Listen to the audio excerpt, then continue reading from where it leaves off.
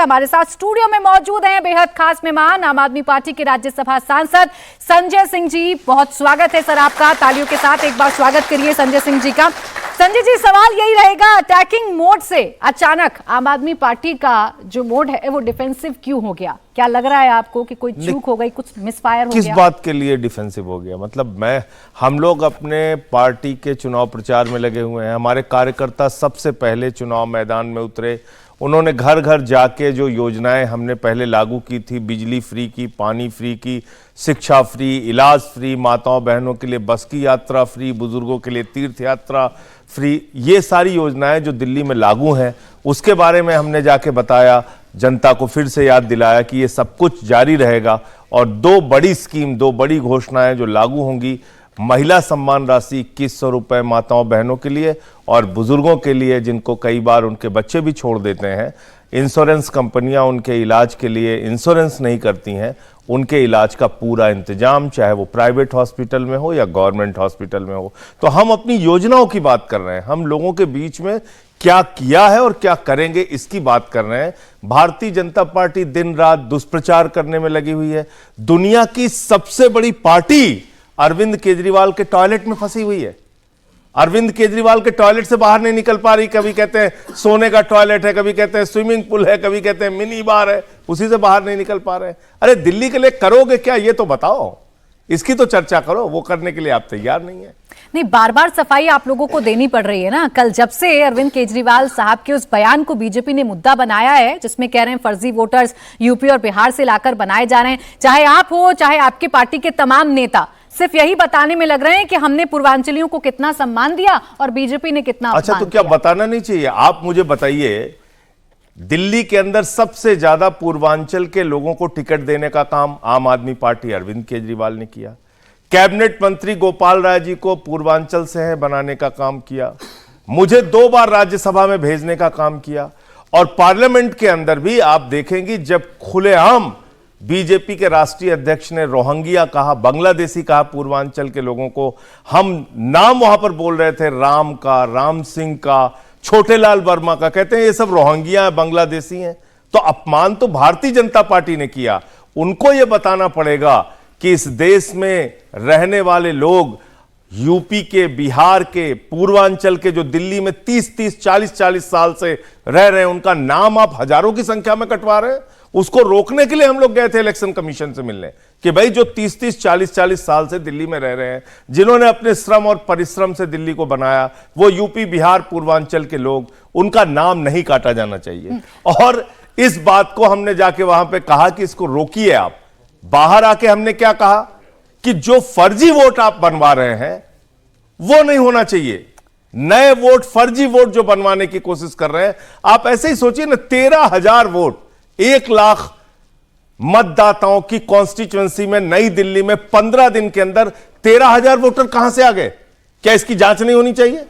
जो लोग यहां रह रहे हैं उनके वोट कटवा रहे हो, जो नहीं रह रहे हैं उनके वोट बनवा रहे हो। तो हमने तो यह विषय उठाया। एक कंफ्यूजन आप बात का बतंगड़ खड़ा करने से कोई फायदा नहीं होने वाला। एक कंफ्यूजन आप दूर करिए संजय जी। अभी आपने कहा कि हम शिकायत लेकर पहुंचे कि वोटर्स कटवाए जा रहे हैं पूर्वांचली, दूसरी तरफ आप कह रहे हैं यूपी बिहार के वोटर्स को फर्जी तरीके से जुड़वाया जा रहा है। तो ये बताइए ना, पूर्वांचली वोटर से जुड़वा रहे हैं या कटवा रहे हैं? नहीं, मैं आपको क्लियर कर देता हूं, स्पष्ट कर देता हूं।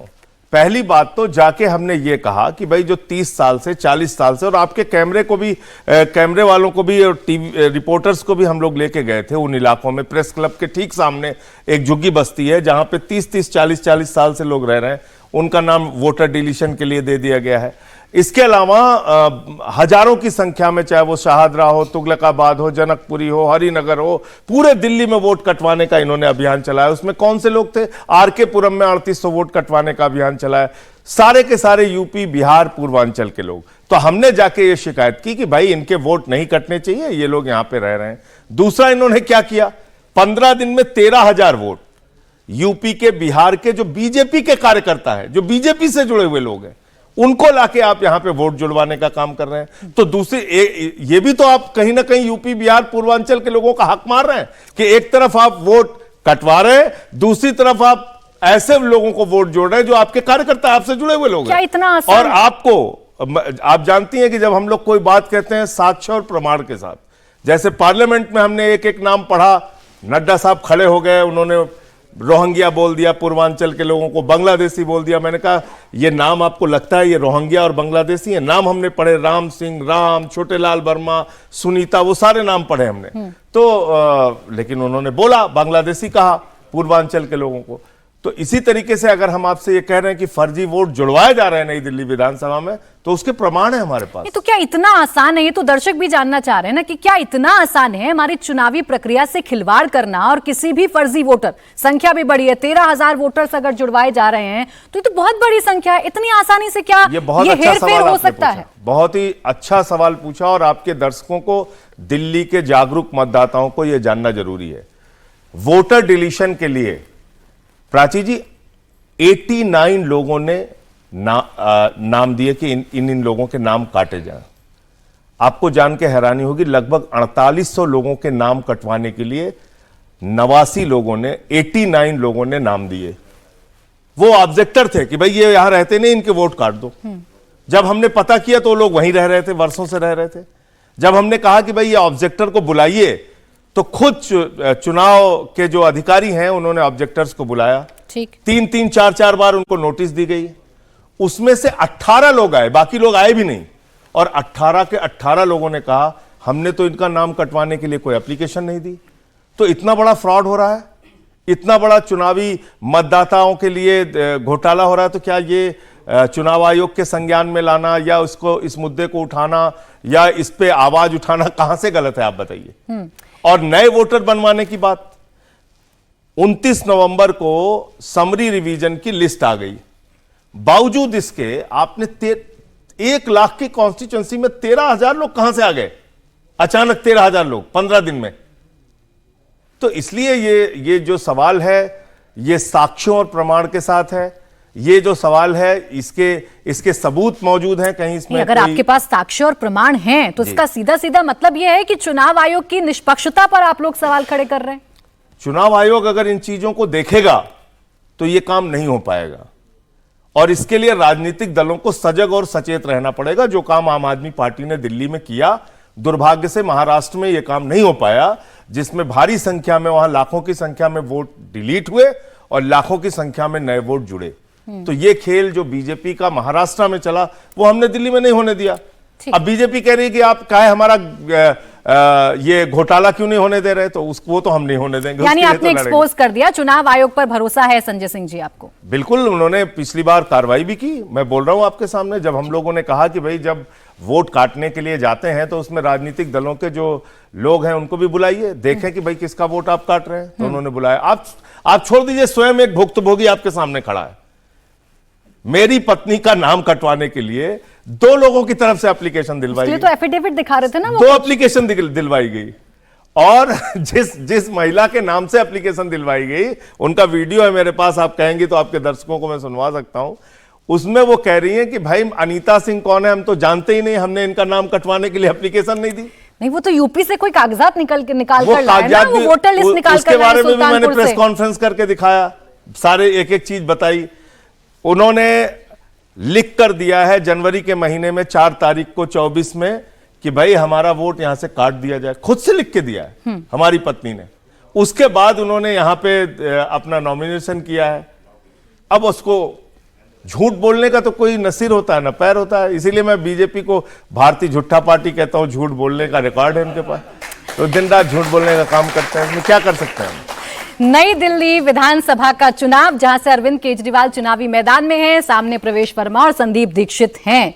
क्या केजरीवाल साहब का चुनाव फंस गया है? एकदम नहीं, एक तरफा चुनाव है, और आप देखिएगा बड़े अंतर से केजरीवाल जी जीतेंगे, बड़े अंतर से दिल्ली में हम लोग जीतेंगे। आप देखिएगा जो 62 सीटों का प्रदर्शन 2020 में था वो रिपीट होगा। आम आदमी पार्टी की 62 से ज्यादा सीटें दिल्ली में आएंगी, और ये मैं पूरे यकीन और भरोसे के साथ कह रहा हूं, क्योंकि 10 साल में अरविंद केजरीवाल जी ने, आम आदमी पार्टी ने दिल्ली में काम किया है। इस सवाल का रेफरेंस बता देती हूं। एकाएक 10 साल बाद अब आम आदमी पार्टी को जाटों की चिंता हो रही है। जाटों के रिजर्वेशन, जाटों को ओबीसी की सूची में लाना, केंद्र सरकार ने कितने वादे किए, एकाएक चुनावों से पहले आपको याद आ रहा है। इसीलिए पूछा जा रहा है कि सामने प्रवेश वर्मा है, जाट वोट कटने का डर है, तो क्या जाटों की याद आ गई? नहीं, अगर आप उस हिसाब से देखेंगी तो जाटों के आंदोलन में जब पूरे देश में इस बात की मांग हुई कि भी जहां जहां जाट को आरक्षण नहीं है ओबीसी कैटेगरी में, उनको दिया जाए, हमने उस समय भी समर्थन किया था कि भाई एक राज्य में जाटों को आपने ओबीसी में आरक्षण दे रखा है, जैसे उत्तर प्रदेश ले लीजिए, और बगल में दिल्ली है, वहां पे आपने आरक्षण नहीं दे रखा है। राजस्थान में आपने जाटों को ओबीसी का आरक्षण दे रखा है, कुछ एक इलाके हैं जहां पे आरक्षण नहीं दे रखा है। तो ये विसंगति तो दूर होनी चाहिए ना। वही जाति उत्तर प्रदेश में आरक्षित है, दिल्ली में आरक्षित नहीं है, तो इसलिए हमने ये मुद्दा उठाया और ये जायज बात है, इसमें कोई गलत बात नहीं है। नहीं, 10 साल से प्रचंड बहुमत की सरकार आप लोग चला रहे हैं, क्यों नहीं एक प्रस्ताव विधानसभा से पारित कर दिया और दबाव बनाया केंद्र सरकार पर कि जाटों के साथ भेदभाव होता है दिल्ली के, और आप ये करके दिखाइए। सारा काम हमारे जिम्मे छोड़ देती हैं। इनको भी तो कुछ करना चाहिए था। 10 साल में खाली घास छीलने के लिए देश की सरकार में बैठे हुए हैं क्या? कोई काम इनको नहीं करना है, ये तो ठीक नहीं है। भाई आप किसान की बात हो तो आप उस पर काम नहीं करेंगे, किसानों के फसल का दाम दोगुना करना हो तो नहीं करेंगे। आपने कहा था 2 करोड़ नौकरियां हर साल नौजवानों को देंगे, 22 करोड़ नौकरियों का क्या हुआ? अब आप कहते हो पकौड़ा तल लो, आप कहते हो नाली के गैस से चाय बना लो, आप कहते हो अग्निवीर बन जाओ, 4 साल के अंदर सेना से रिटायर होकर घर बैठ जाओ, मतलब बाप नौकरी करेगा, बेटा रिटायर हो जाएगा। यह है अग्निवीर योजना। अग्निवीर योजना आप कहते हैं कि 17 साल की उम्र में नौजवान भर्ती होगा, 21 साल में रिटायर हो जाएगा। क्यों भाई? देश के प्रधानमंत्री को 75 साल की उम्र में तीसरी बार प्रधानमंत्री बनना है और हमारा नौजवान 17 साल में सेना में भर्ती होगा और 21 साल में रिटायर हो जाएगा। यह है आपकी अग्निवीर योजना। आपने नौजवानों को धोखा दिया। आपने कहा था इतना काला धन जहाज में भर भर के लाएंगे कि हर खाते में 15 लाख दे देंगे। क्या हुआ उस 15 लाख का? आपने कहा था 15 अगस्त 2022 तक सबको पक्का मकान दे देंगे। क्या हुआ उस पक्के मकान का? तो इन सवालों पे तो आप कुछ बोलते ही नहीं। आपने कहा था महंगाई कम करेंगे, 100 रुपए से ऊपर पेट्रोल गया, 100 रुपए से ऊपर डीजल गया, 250 रुपए किलो दाल बिकी, 300 रुपए लीटर सरसों का तेल बिका, गैस का सिलेंडर 400 का 1200 का हो गया। हर चीज में महंगाई बढ़ गई। जब इतने सारे आपने इन मुद्दों पे कभी बात ही आपने कभी सुना इन मुद्दों पे कोई बातचीत करते हुए भारतीय जनता पार्टी को? चलिए आप क्या बात करते हैं। चप्पल कैसी पहना है केजरीवाल ने, स्वेटर कैसे पहना है केजरीवाल ने, मफलर कैसा पहना है केजरीवाल ने, टॉयलेट कैसा है केजरीवाल? आप भी तो बताते हैं ना संजय सिंह जी, जाएगी तो कैसे देश चलेगा? संजय सिंह जी, आप भी तो आजकल यही बता रहे हैं ना कि प्रधानमंत्री कैसे आवास में रहते हैं, कैसी घड़ी पहनते, कैसा उनका कालीन है। इस मुद्दे पर मैं आऊंगी, विस्तार से चर्चा करूंगी। शुरुआत किसने की? हमने की क्या? हम बात कर रहे थे क्या? हम तो सीधे सीधे दिल्ली के मुद्दों पे बात कर रहे थे। वो कह रहे थे नहीं हमें मुख्यमंत्री के आवास पे बात करना है, सोने का टॉयलेट दिखाना है, स्विमिंग पूल दिखाना है, मिनी बार दिखाना है। तो हमने कहा चलो दिखाओ। मीडिया वालों को भी ले गए, बोले फिर नहीं दिखाना है, दरवाजा बंद कर दिया। फिर हम कह रहे चलो राजमहल दिखा दो, अपना राजमहल प्रधानमंत्री जी का, मोदी जी का। कहने लगे वो भी नहीं देखने देंगे। तो फिर अगर आप इस पे बात करना चाहते हैं तो हम उस पे भी बात करने के लिए तैयार हैं। खोलिए ना देश भर के मुख्यमंत्रियों का, प्रधानमंत्री का सारा आवास जाए, जनता के पैसे से बना हुआ है। लेकिन एक बात तो माननी पड़ेगी, बहुत ही आप बारीकी से प्रधानमंत्री को नोटिस करते हैं। 10-10 लाख रुपए के पेन का इस्तेमाल, 2700 करोड़ में अपना घर बनाया, 6700 के जूतों की जोड़ियां हैं, 5000 सूट हैं, 300 करोड़ रुपए के कालीन बिछे हुए हैं। यानी बहुत बार जा चुके हैं प्रधानमंत्री आवास में। प्राची जी, आपने सोने का टॉयलेट और स्विमिंग पूल और मिनी बार हो सकता है ना देखा हो, आपने हो सकता है अरविंद केजरीवाल को तो बार बार टीवी पे हर जगह आते जाते देखा होगा, प्रधानमंत्री जी को भी जरूर देखा होगा, हजारों बार आपने देखा होगा। दोनों के रहन सहन का अंतर आप खाली उनको देख के लगा सकते हैं। एक तरफ है केजरीवाल जो रेनॉल्ड की पेन लेके चलते हैं, स्वेटर सामान्य सा पहन के चलते हैं, मफलर लगा के चलते हैं। दूसरे तरफ हमारे महामानव आदरणीय नरेंद्र मोदी जी हैं, पश्मीना की शॉल, लाखों की पेन, लाखों का चश्मा, दिन भर में 3 बार उनका कुर्ता और सूट बदलता है। तो मैं कह रहा हूं अगर मान लीजिए 6700 नहीं है, 6600 है, हमें दिखा दीजिए कितने जूते हैं आपके पास, हमें दिखा दीजिए 5000 नहीं 4800 सूट है, कितना है दिखा दीजिए। आप दिखा dीजिए वहां पे अगर 300 करोड़ की कालीन नहीं है, 400 करोड़ की है या 200 करोड़ की है, वो भी अपनी मनमर्जी से दिखाएंगे। जैसे आपसे शीश महल को देखने के लिए कहा जा रहा था, आज आपका मन किया तो आप कह रहे हैं चलिए आइए देखिए कि सोने की टॉयलेट है कि नहीं, स्विमिंग पूल है कि नहीं, वो भी जब मन करेगा दिखा किसके लिए रोक लगी थी? किसके लिए रोक लगी थी?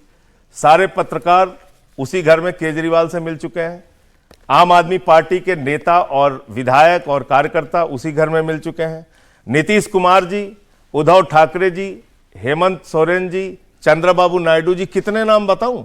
सब तो उस घर में जा चुके हैं। किसके लिए छिपा हुआ था वो घर?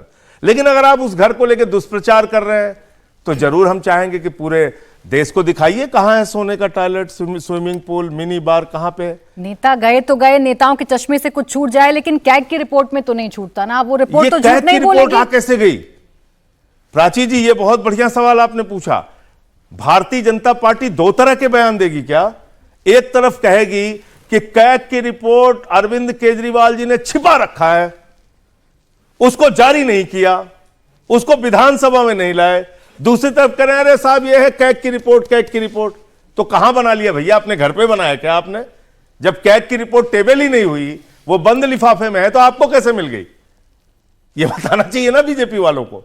तो इसलिए कुछ भी कैग की रिपोर्ट में तो मिनी बार लिखा हुआ है, स्विमिंग पूल लिखा हुआ है, तो हम तो गए थे दिखाने के लिए, वही क्यों नहीं दिखाया? लेकिन रिपोर्ट को ना मानना, किसी ऑफिशियल पेपर को ना मानना पुरानी आदत सी हो गई आम आदमी पार्टी की। अब आप कहते हैं आतिशी जी, आप कहते हैं भारतमाला पे कैग की रिपोर्ट है, द्वारका एक्सप्रेसवे पे कैग की रिपोर्ट है, उत्तर प्रदेश में कुंभ के मेले पे कैग की रिपोर्ट है, गुजरात में लैंड स्कैम पे कैग की रिपोर्ट है।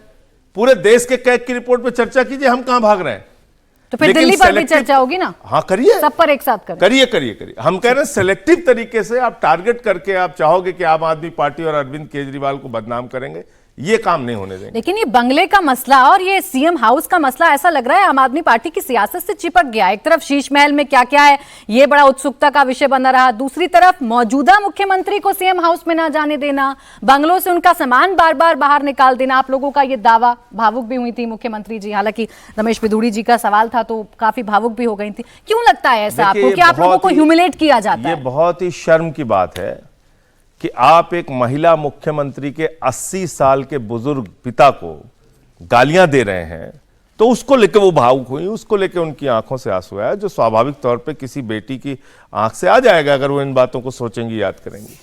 लेकिन आप मुझे बताइए, जो सांसद सदन के अंदर गाली दे चुका हो, उसको आपने प्रत्याशी बना दिया, और प्रत्याशी बनाने के पहले दिन ही वो व्यक्ति, पहले तो प्रियंका गांधी के बारे में आप शब्द बोल रहे हैं, फिर आतिशी के बारे में बोल रहे हैं, और दुर्भाग्य से आतिशी वाला जो बयान उन्होंने दिया वो तो प्रधानमंत्री के मन से दिया। क्या प्रधानमंत्री जी की स्वीकृति से ये बातें कही गई हैं? तो ये बहुत बड़ा सवाल है कि ऐसे लोगों के हाथ में महिलाओं का सम्मान कैसे सुरक्षित रह सकता है, जो खुलेआम अपमानित कर रहे हैं महिलाओं को, महिला नेताओं को। तो ये इसका जवाब बीजेपी को देना चाहिए। वो आपका कैंडिडेट है अभी भी, रमेश बिधूड़ी।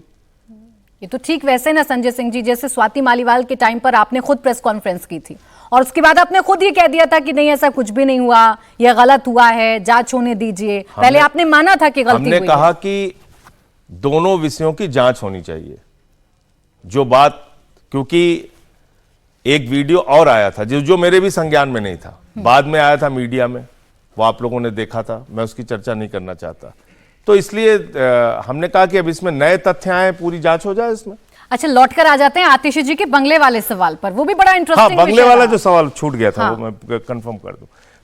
पहली बात तो ये भारत की पहली मुख्यमंत्री हैं जिनका एक बार सामान उठा के आपने बाहर करवा दिया।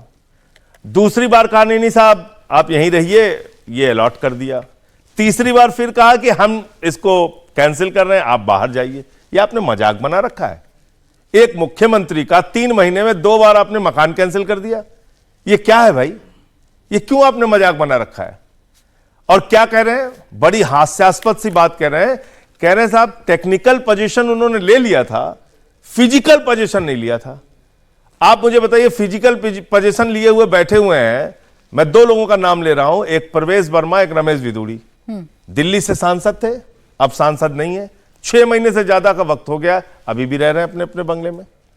किसी ने नोटिस दिया, किसी ने उनको हटाने का काम किया।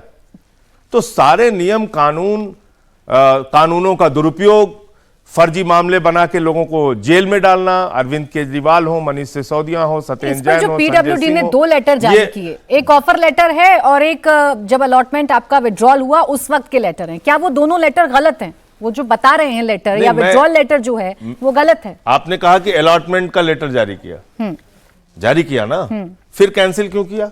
तो उसके पीछे वजह बता रहे हैं क्या ना कि बताइए? 5 दिन तक हम कांटेक्ट करने की कोशिश करते रहे, कोई जवाब नहीं आया मुख्यमंत्री जी से, हमें अलॉटमेंट कैंसिल करना अरे, पड़ा अकॉर्डिंग टू द रूल्स। ऐसे ऐसे ऐसे कितने घर यहाँ पे कैंसिल किए इन्होंने, केंद्रीय मंत्री से लेके सांसदों तक। मैंने तो 2 लोगों के नाम भी बता दिए आपके, वो कहां रहते हैं दोनों सांसद आज, चलिए वो जो अगर पूर्व गलत- सांसद हो चुके हैं। और हमने अगर पोजीशन ले लिया, एक बार पोजीशन ले लिया, तो हम वहां रहते हैं नहीं रहते, कब रहेंगे कब नहीं रहेंगे, ये विभाग का देखना कम है। कब से शुरू हो गया, इस आधार पे आज तक एक कैंसिलेशन बता दीजिए किसी का हुआ? यानी ये नियम नहीं है जो पीडब्ल्यूडी अपने पेपर में बता रहा अरे वो नियम आप पूछ रही हैं, नियम सामान उठा के जो मुख्यमंत्री का फेंकवा दे, वहां पे नियम है कोई? कौन सा नियम है ये? मैं सिर्फ ये पूछ रही हूँ जो लेटर में लिखा हुआ है, जो पॉइंटर्स में लिखा हुआ है कि 5 बार हमने कोशिश की बातचीत करने की, वो नियम है कि नहीं, या वो गलत फर्जी लिखा हुआ है उस पेपर में? पता नहीं उनका क्या नियम बनता है, क्या नियम बिगड़ता है, किसके लिए क्या नियम बनता है, वो उनका अपना तरीका है। मैं उस पर ज्यादा क्या बोल सकता हूं। बोलना सिर्फ इतना ही है कि आपने शायद पहली बार देश के अंदर सुना होगा कि मुख्यमंत्री का आवास 3 महीने में 2 बार कैंसिल कर दिया जाए, वो किया है। अच्छा, आपके सोर्सेस बड़े तगड़े हैं संजय सिंह जी। पहले ईडी सीबीआई को लेकर भविष्यवाणी किया करते थे, आज ही आपने ताजा भविष्यवाणी या ताजा आपने सोर्सेस के हवाले से बताया 10-10 हजार रुपए में वोट खरीदने की बात आपने आज रखी है। ये पहले सोर्सेज आज रिवील कर ही दीजिए, ये कौन लोग हैं जो आपको बता जाते हैं इतनी अंदर की बात? अच्छा बताइए, ईडी सीबीआई के लेकर जितने दावे किए आप लोग मान रही थी एक भी दावा? तब भी आप लोग यही कहती थी नहीं नहीं झूठ बोल रहे हो, गलत बोल रहे हो, ऐसा नहीं हो सकता। ये कहां से आपको पता चल गया? हुआ ना वही सब कुछ। जब हमने कहा मनीष सिसोदिया जी को जेल भेजेंगे, सारा मीडिया कहता रहा कहां से भेजेंगे, कैसे आपको पता चल गया? भेजा जेल। जब हमने कहा कि सत्येंद्र जैन के पीछे पड़े हुए उनको जेल में भेजेंगे, मैंने तो अपने घर पे पहले बैनर लगा दिया था, कोई दूसरा प्रमाण जरूरत ही नहीं, मैंने लिख दिया था फक्कड़ हाउस में ईडी का स्वागत है। आपने देखा होगा। और मैंने यहां भी ये भी लिखा था कि हमसे लोग 5 फीट की दूरी बना के रखे, नहीं तो ईडी सीबीआई आपको पकड़ सकती है। और उठा के ले गई मुझे जेल। तो इसलिए अगर हम कुछ कह रहे हैं तो उसके पीछे आधार है। बताएं, भारतीय जनता पार्टी के नेता जवाब दें इस बात का कि 10-10 हजार दिया था कि नहीं दिया था बांटने के लिए। 9,000 रुपए क्यों खा गए ये लोग, तो इसका जवाब देना चाहिए। ईडी सीबीआई क्या करने जा रही है? ईडी सीबीआई किन नेताओं की गिरफ्तारी करने वाली है? कहां छापे पड़ने वाले हैं? बीजेपी कहती है आप इसलिए बताते हैं क्योंकि आपको पता है चोर की दाढ़ी में तिनका, आपको पता है कुछ ना कुछ तो किया है। ईडी सीबीआई आज नहीं तो कल आएगी, तो पहले ही मीडिया में एक नैरेटिव बना दीजिए कि तो देखिए हमने तो पहले ही कहा था। तो बताइए ना क्या निकला? क्या मनीष सिसोदिया के घर से 1 रुपए की बरामदगी हुई? क्या सत्येंद्र जैन के घर से 1 रुपए की बरामदगी हुई? क्या अरविंद केजरीवाल के यहां से कुछ मिला? कोई सोना, कोई गहना, कोई रुपया, कोई जमीन का कागज, कोई फ्लैट, कुछ मिला? क्या संजय सिंह के घर से कुछ बरामद हुआ? कुछ बरामद हुआ? आपको मैं बता दूं, नहीं बताना चाहिए लेकिन बता दूं, 18,000 रुपए मेरे घर से मिला था और ईडी वाले शर्मा के बोले कि सर इसको क्या करेंगे, ये तो आप रख ही लीजिए। ये हुआ था। नहीं, लेकिन तो आरोपों से- इसलिए मैं ये कह रहा हूं कि किसी को आरोपित करना, आरोपित करके जेल में डालना, भारतीय जनता पार्टी का ये काम है, उनका काम करने का तरीका है।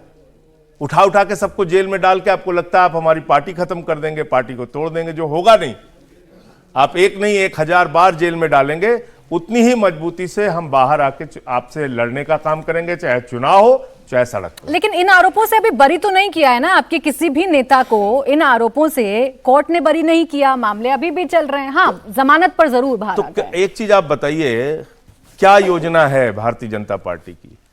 हमारे देश के प्रधानमंत्री ने कहा एक भी भ्रष्टाचारी को नहीं छोड़ूंगा, पूरब से लेकर पश्चिम तक, उत्तर से लेकर दक्षिण तक, चाहे वो हेमंत विश्व शर्मा हो, चाहे शुभेंदु अधिकारी हो, चाहे मुकुल राय हो, चाहे जनार्दन रेड्डी हो, चाहे येदुरप्पा हो, चाहे छगन भुजबल हो, चाहे नारायण राणे हो, चाहे अजीत पवार हो, चाहे प्रफुल्ल पटेल हो, जितने देश के बड़े बड़े भ्रष्टाचारी है जिसके ऊपर खुद प्रधानमंत्री ने आरोप लगाया, उनको सबको गले लगा दिया।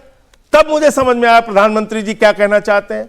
प्रधानमंत्री जी कहना चाहते हैं एक भी भ्रष्टाचारी को नहीं छोड़ूंगा, पूरब से लेकर पश्चिम तक, उत्तर से लेकर दक्षिण तक सारे भ्रष्टाचारी को भारतीय जनता पार्टी में शामिल करूंगा। अब ये कंफ्यूजन भी तो आप ही ने क्रिएट किया संजय सिंह जी। आप बताइए सारे भ्रष्टाचारी हैं कि नहीं? अच्छा, मुझे याद है आपने एक लंबी चौड़ी आपने एक चिट्ठी, एक लिस्ट निकाली थी जिसमें मुलायम सिंह यादव का नाम था, लालू यादव का नाम था, सारे वो लोग जो आज आपके साथी इंडिया गठबंधन में हैं। तो आपने भी तो कंफ्यूज कर दिया ना, वो भ्रष्टाचारी थे कि नहीं थे? सबके खिलाफ जांच चली, सबके खिलाफ जांच चली, और आपने ना कोई जांच किया ना कुछ किया, उसके बाद सीधे पकड़ा आदमी को, उठा के जेल में डाल दिया। लालू यादव जी तो कन्विक्टेड है। अच्छा एक बताइए, देश के प्रधानमंत्री अगर कह रहे हैं कि टेम्पो में भर भर के नोट पहुंचा रहे हैं अडानी अंबानी, और उन्हीं को अपने शपथ ग्रहण समारोह में बैठा रहे हैं आगे की पंक्ति में, सेना अध्यक्ष पीछे हैं, अडानी अंबानी आगे हैं, तो आपको समझ में नहीं आ रहा है कि हमारे देश के प्रधानमंत्री जी की कितनी बातों में सच्चाई और ईमानदारी है? 70,000 करोड़ रुपए के घोटाले का आरोप, सिंचाई घोटाले का आरोप प्रधानमंत्री जी ने भोपाल की रैली में लगाया, और 3 दिन बाद अजीत पवार को गले लगा के माला पहना रहे। तो आज सवाल यह है कि जिन लोगों के खिलाफ हेमंत विश्व शर्मा पे वाटर घोटाले की बुकलेट जारी की भारतीय जनता पार्टी ने, इसीलिए मैं बीजेपी के बारे में कई बार कहता हूं कि भारतीय जनता पार्टी जब भ्रष्टाचार के खिलाफ बोलती है तो ऐसा लगता है ओसामा बिन लादेन अहिंसा पे उपदेश दे रहा है। अच्छा चले, आप तो कम से कम ये कह सकते हैं। बता दूं, हाँ। जो इलेक्टोरल बॉन्ड का मामला है, दुर्भाग्य से उस पर सुप्रीम कोर्ट ने जांच के आदेश नहीं दिए। अगर उसकी जांच हो जाए, 3,02,000 करोड़ रुपए के ठेके भारतीय जनता पार्टी शासित राज्यों में या केंद्र सरकार के द्वारा उन कंपनियों को दिए गए जिन्होंने इलेक्टोरल बॉन्ड के नाम पे बीजेपी को चंदा दिया। ये भ्रष्टाचार नहीं है? अच्छा, बीजेपी को आप कह रहे हैं जांच नहीं बिल्कुल होनी चाहिए। बीजेपी अगर भ्रष्टाचारियों के साथ मिली हुई है, आपने तमाम नाम लिए जिन पर वो आरोप लगाते थे, तो अपना स्टैंड भी तो बताइएगा ना। आपका स्टैंड क्यों बदल जाता है लालू यादव पर? आपका स्टैंड क्यों बदल जाता है मुलायम सिंह पर? अच्छा, आपका स्टैंड क्यों बदल जाता है? लालू यादव जी को आप और क्या दोबारा सजा देंगी?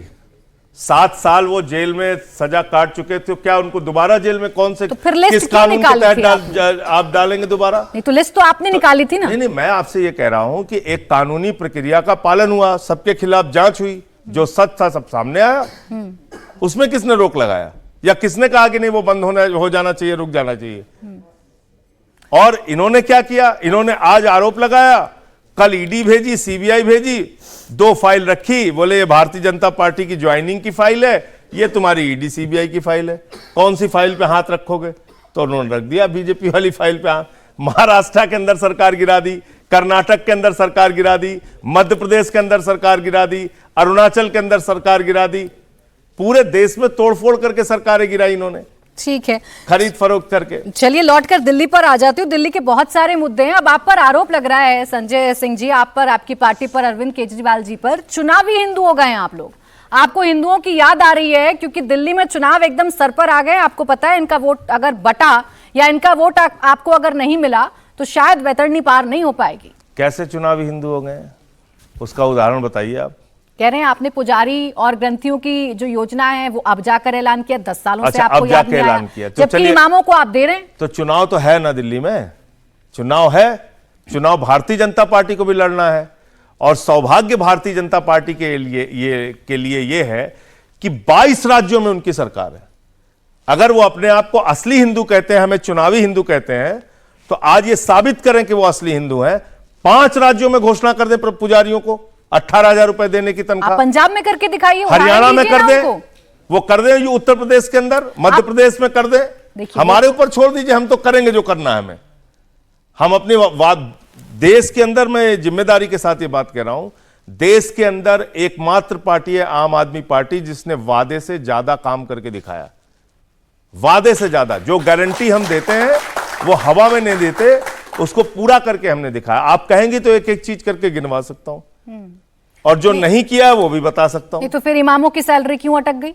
वो क्यों बार बार आपके दरवाजे पर आकर खड़े हो रहे हैं? इमामों की सैलरी की अभी चिंता भारतीय जनता पार्टी को हो गई है। इमामों ये बड़ी अजीब बात है। वो आ रहे हैं आपके दरवाजे पर बार बार, कह रहे हैं नेता मिलते नहीं आपके। उसकी ऑफिशियल प्रक्रिया को इन लोगों ने डिले किया, उसको हम देख रहे हैं, उसका भी काम करेंगे। तो इसलिए अभी आप देखिए हरियाणा के अंदर इन्होंने 16,000 की इमामों की तनख्वाह, उनका अभिनंदन भी हुआ खट्टर साहब का। तो पुजारियों के लिए हरियाणा में कर दीजिए, उत्तर प्रदेश में कर दीजिए, मध्य प्रदेश में कर दीजिए। हम कर रहे हैं महाराष्ट्र में कर दीजिए। हम कर रहे हैं, कह रहे हैं नहीं ये चुनावी हिंदू हैं। ये कौन सी बात हो गई? तो इसलिए हिंदू धर्म का ठेका भारतीय जनता पार्टी के पास नहीं है। हिंदू धर्म की कोई उन्होंने टेंडर नहीं ले रखा है। हम सब लोग भी हिंदू धर्म में आस्था रखते हैं और हमारा ये मानना है कि हिंदू धर्म विराट धर्म है जो कहता है वसुदेव कुटुंबकम, पूरा विश्व हमारा परिवार है। हिंदू धर्म वो है जहां पे हम अपनी पूजा खत्म करने के बाद कहते हैं धर्म की जय हो, अधर्म का नाश हो, प्राणियों में सद्भावना हो, विश्व का कल्याण हो। बहुत सारे बयान ये है हैं हिंदू धर्म। बीजेपी के पास भी और पूरे पब्लिक डोमेन में बहुत सारे बयान हैं आपके नेताओं के, इसलिए आपसे कहा जाता है कि आप चुनावी हिंदू हैं। चाहे अरविंद केजरीवाल साहब का बयान मंदिर बाबरी मस्जिद को लेकर, चाहे बाबरी मस्जिद को लेकर उन्होंने कहा था कि हमारी नानी से जब मैंने पूछा तो उन्होंने कहा कि भाई अच्छा, किसी अरविंद मस्जिद को केजरीवाल जी का तोड़कर बयान ये नहीं आपको होना याद चाहिए। है? आपको अरविंद केजरीवाल जी का बयान याद है? आपको प्रधानमंत्री का वो बयान नहीं याद है जहां पर उन्होंने कहा कि इस देश को देवालय की नहीं शौचालय की जरूरत है?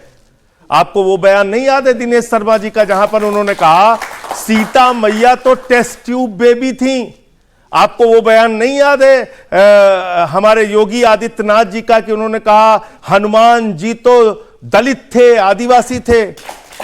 आपको ये बयान याद नहीं है? तो आप यानी उनका गलत आपका सही हो जाएगा। मैं ये नहीं कह रहा हूं, मैं कह रहा हूं कि उन्होंने किया है तो आपका जस्टिफाई हो जाएगा। सेलेक्टिव तरीके से चीजों को पकड़ के उठाना कहना वो ठीक नहीं है। नहीं, वो या तो उस वक्त गलत उसी राम मंदिर में दर्शन करने भी गए केजरीवाल जी, तो ऐसा नहीं है। या तो उस वक्त गलत था या आज गलत है। तो नहीं, मैं ये कह रहा हूं कि आप पूरे भाषण के कुछ एक अंश को निकाल के बात का बतंगड़ बनाए, वो ठीक नहीं है। अच्छा, चलिए एक फाइनल चर्चा आपसे मैं वादों को लेकर कर लेती हूं। एक वादा आपका अधूरा रह गया, वादा है यमुना सफाई का, और इन चुनावों में आप ये कह भी रहे हैं कि हम यमुना सफाई नहीं कर पाए। अब क्यों आपको वोटर वोट दे दिल्ली का? देखिए, ये बात बहुत अच्छी कही आपने। हमने दिल्ली के अंदर बिजली फ्री दिया, पानी फ्री दिया, शिक्षा फ्री दिया, इलाज फ्री दिया, मोहल्ला क्लिनिक बनाया। हमने दिल्ली के अंदर माताओं बहनों के लिए बस की यात्रा फ्री की। हमने फरिश्ते स्कीम लागू किया। दिल्ली में 10,000 किलोमीटर का सड़कों का नेटवर्क बढ़ाया, 250 किलोमीटर का मेट्रो का नेटवर्क बढ़ाया, 38 फ्लाईओवर दिल्ली के अंदर बनाने का काम किया 10 साल में। हमने 6,800 किलोमीटर की सीवर लाइन बिछाई, 4,000 किलोमीटर की वाटर पाइपलाइन बिछाई, नए 22,000 स्कूल के नए कमरे बनाए। हमने 550 मोहल्ला क्लिनिक बनाया और स्वीकार करते हैं कि यमुना की सफाई नहीं करते। नहीं, आपने कहा इतने था ना? सुन तो लीजिए। हाँ। इतने काम करने के बाद हमने एक काम में हम पीछे रह गए। उसका कारण भी केजरीवाल जी ने गिनाया था, कोरोना का समय, और हम लोगों को 2 साल जिस तरीके से जेल में डाला गया, परेशान किया गया, लेकिन हम उससे भाग नहीं रहे। ये नैतिक साहस हमारे अंदर है कि आपके टीवी चैनल पे कैमरे के सामने दिल्ली की जनता भी हमको सुन रही है, आपके दर्शक भी सुन रहे हैं। नैतिकता हमने सुन तो लीजिए, मैं कह रहा हूं ना कि हाँ, यमुना की सफाई नहीं हो पाई, लेकिन आगे उस नेता ने कहा था ना 2025 में यमुना अगर साफ ना हो तो मुझे वोट मत देना। लेकिन तो इतने काम किए हैं, उसका मूल्यांकन जनता को करने दीजिए। इन कामों के आधार पर हमें वोट मिलना चाहिए कि नहीं मिलना चाहिए। ठीक है, आखिरी सवाल बता दीजिए, दिल्ली का मुख्यमंत्री कौन होगा? लेकिन इसका मुख्यमंत्री अरविंद केजरीवाल जी होंगे। उनके नाम पे चुनाव लड़ा जा रहा है।